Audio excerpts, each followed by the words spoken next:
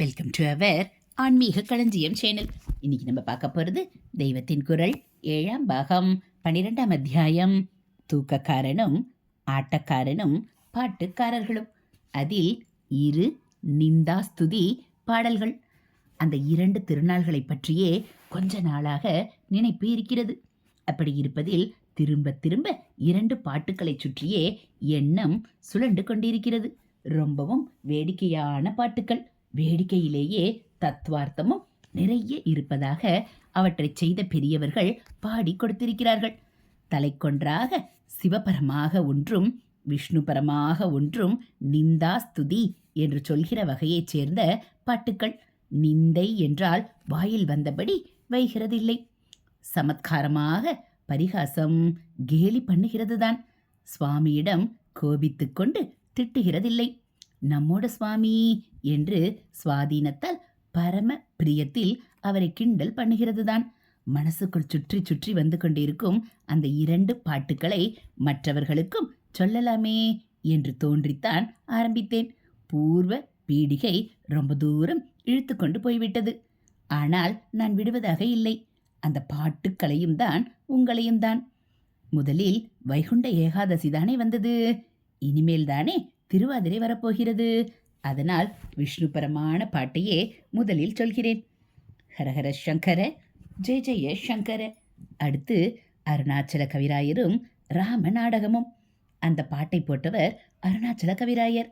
ராமர் விஷயமான இலக்கியம் என்று தமிழ்நாட்டில் எடுத்துக்கொண்டால் கம்ப ராமாயணத்துக்கு அடுத்தபடியாக அவருடைய ராம நாடகம்தான் பிரசித்தம். பிரசித்தம் என்று புகழ் பெற்றிருப்பதில் இப்படி 2வது ஸ்தானம் என்றால் ஜனங்களின் வாயிலே புரண்டு வருகிறதொல்லியோ. அதற்கே கம்பராமாயணத்தை விடவும் முன்ஸ்தானம், முதல் ஸ்தானம். ஏனென்றால் கம்பராமாயணம் எல்லா பொதுமக்களுக்கும் புரியாததாக கால வித்தியாசத்தால் ஆகி இப்போது புலவர் மொழி காவியம் என்பதாக ஆகிவிட்டது. அருணாச்சல கவிராயர் 2 நூற்றாண்டு முன்னாடிதான் இருந்தவர் என்பதாலும் 18ஆம் நூற்றாண்டின் ஆரம்ப காலத்தில் பிறந்து 70-80 வயசு ஜீவித்தவர் அவர். அதனாலும் அவர் பேச்சு மொழி, பழமொழி, வசனம் எல்லாம் சேர்த்து அதோடு ரொம்ப முக்கியமாக ராக தாளங்கள் போட்டு பாடும்படியான கீர்த்தனங்களாக மொத்தத்தில் சர்வ ஜனரஞ்சகமாக அந்த ராம நாடகத்தை பண்ணி இருப்பதாலும் அதுவே ஜனங்களின் வாய்ப்புழக்கத்திற்கு ஜாஸ்தியாக வந்துவிட்டது. ராம நாடகம் என்பதாக அது இருப்பதும் சர்வஜன வசீகரத்திற்கு இன்னொரு காரணம். அதிலே ராமாயண கதை பூராவையும் சொல்லிக்கொண்டு போகும்போது கவி தன் வாய்மொழியாக மட்டும் அவசியமான அளவுக்கே விருதமாகவும் பாட்டாகவும் சொல்வது. அதைவிட ஜாஸ்தியாக அதிலே வருகிற பாத்திரங்களின் வசனங்களாகவே பாட்டுக்களின் மூலம் சொல்வது என்று ரூபம் பண்ணி இருக்கிறதால் அது நாடகமாகவே நடிப்பதற்கு ஏற்றதாக இருக்கிறது.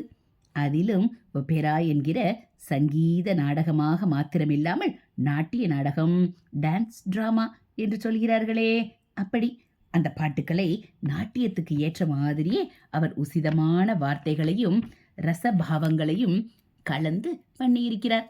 இப்படியெல்லாம் அந்த நூல் இருப்பதால் பொது ஜனங்களிலிருந்து சங்கீத வித்வான்கள் வரை பல பேரும் பாடியும் கதா காலட்சேபக்காரர்கள் கையாண்டும் சதிர் கச்சேரி ஸ்திரீகள் ஆடியும் நாட்டிய நாடகமாக அப்படி பல பெண்டுகள் சேர்ந்து நடித்து காட்டியும் பல தினசிலே அது பரவிவிட்டது. கீர்த்தனை என்று அந்த பாட்டுக்களை சொன்னாலும் ராம நாடக கீர்த்தனைகள் என்றே அந்த ஒர்க்குக்கு பெயர் சொல்வதுண்டு. அப்படி சொன்னாலும் அந்த பாட்டுக்கள் குறிப்பாக தரு என்ற பாடல் வகையை சேர்ந்ததே ஆகும். பல பாட்டுக்களை தொடர்ச்சியாக அமைத்து ஒரு கதையை சொல்லி கொண்டு போகிற போது அந்த பாட்டுக்கு தரு என்றே தனிப்பெயர் கொடுத்திருக்கிறது. அருணாச்சல கவிராயர் நான் சொல்லி வந்த சைவ வைஷ்ணவ சமரசத்தை காட்டுபவராக இருப்பதும் ஒரு விசேஷம். அவருடைய பெயரே விஷ்ணு அவதாரமான ராமர் கதையை சொன்ன அவர் சைவர் என்று காட்டுகிறது.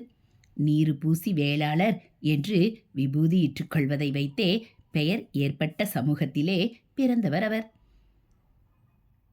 ஒரு காலத்தில் ஜைனர்களாக இருந்து அப்புறம் ஹிந்து மதத்திற்கு அதிலே சைவ மரபுக்கு வந்தவர்களின் சமூகத்துக்கு அப்படி பேர். தஞ்சாவூர் ஜில்லா தில்லையாடியில் இருந்த அந்த குடிகளில் ஒன்றிலே பிறந்தவர் அவர். கல்யாணமான பிறகு சீர்காழிக்கு வந்து அங்கேயே கடைசி வரை இருந்தார். அதனால் அவரை சீர்காழி கவிராயர் என்றே சொல்வதாக ஆயிற்று. சைவ குடும்பத்திலே பிறந்த அவர் படித்ததும் தமிழ், சமஸ்கிருதம் இரண்டிலும் அவர் நிரம்பவே படித்திருக்கிறார்.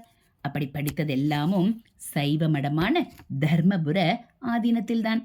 ஆனாலும் சைவமா வைஷ்ணவமா என்று பேதம் பாராட்டாத அவருக்கு ராம கதையிலேயே ஒரு தனி ருசி இருந்தது. அதனாலேயே இப்படி தம்முடைய காவிய சிருஷ்டியை உண்டாக்கினார். அவர் சங்கீதத்தில் அவ்வளவாக வித்வத் பெற்றிருந்தவர் இல்லை. அதனால் பாட்டுக்கள் மட்டுமே ஓரளவுக்கு சந்தத்துக்கு அனுகுணமான தாள அமைப்போடு அவர் போட்டு கொடுத்தார். அவற்றுக்கு ராகம் போட்டு தாளத்தையும் நன்றாக சரி பண்ணி கொடுத்தது கோதண்டராமையர். வேங்கடராமையர் என்ற ராமன் பேர் கொண்டே 2 சங்கீத வித்வான்கள். அவர்கள் சீர்காழிக்கு கிட்டேயுள்ள சட்டநாதபுரத்தைச் சேர்ந்தவர்கள். கவிராயரிடமும் தமிழ் கற்றுக்கொண்ட மாணாக்கர்கள். ஹரஹர சங்கர ஜெய ஜெய சங்கர, ஹரஹர சங்கர ஜெய ஜெய சங்கர. மகா பெரியவா சரணம். இது போல் தெய்வத்தின் குரல் பகுதிகளை நீங்கள் தினந்தோறும் கேட்கணும் அப்படின்னா மறக்காமல் நம்ம சேனலை சப்ஸ்கிரைப் பண்ணுங்கள். கூடவே பெல்லைக்கானை கிளிக் பண்ணி ஆளுங்கிற பட்டனையும் அழுத்திடுங்க. நம்ம சேனலில் வரக்கூடிய தெய்வத்தின் குரல் பகுதிகள், மகாபிரிவ மகிமை, மகாபிரிவ அருள்வாக்கு, ஆன்மீக தகவல்கள் எல்லாம் உங்களுக்கு பிடிச்சிருந்தா ஒரு லைக்கும் கமெண்ட்டும் கொடுத்து உங்களுக்கு தெரிஞ்சவங்களுக்கும் ஷேர் பண்ணுங்கள். ஹரஹர சங்கர ஜெய ஜெய சங்கர, ஹரஹர சங்கர ஜெய ஜெய சங்கர, காஞ்சி சங்கர, காமகோடி சங்கர, காமாட்சி சங்கர, காமதேனு சங்கர. மகா பெரியவா சரணம்.